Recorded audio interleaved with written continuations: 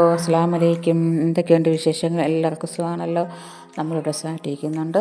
ഇന്നത്തെ എൻ്റെ പുതിയ വീഡിയോയിലേക്ക് എല്ലാവർക്കും സ്വാഗതം. അപ്പോൾ ഇന്നത്തെ എൻ്റെ വീഡിയോ ഒരു ബീഫ് ഫ്രൈ ഉണ്ടാക്കുന്ന വീഡിയോ ആണ് ഇന്ന് ഞാൻ എടുക്കുന്നത്. അപ്പോൾ അതിനു വേണ്ടി 2 സവാള എടുത്തിട്ടുണ്ട്.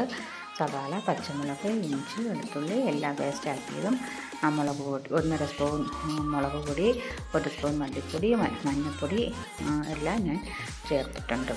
നമുക്കിനി ഈ മുളക് പൊടിയുടെയും മല്ലിപ്പൊടിയുടെയൊക്കെ മണമൊന്ന് മാറുന്നവരെ നമുക്കൊന്ന് ചൂടാക്കിയെടുക്കാം. അപ്പോൾ ഞാനിവിടെ ബീഫ് വേവിച്ച് കുക്കറിൽ വെച്ച് വേവിച്ച് വെച്ചിട്ടുണ്ടായിരുന്നു. അപ്പോൾ അത് നമുക്ക് ഇതിലോട്ട് ഇട്ട് കൊടുത്തിട്ടുണ്ട്.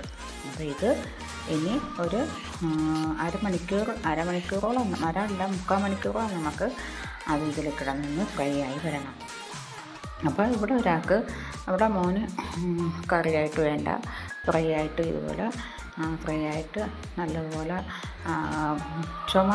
ചുമന്നല്ല കറുത്ത കളറിലായി വരുന്നതാണ് അവനിഷ്ടം.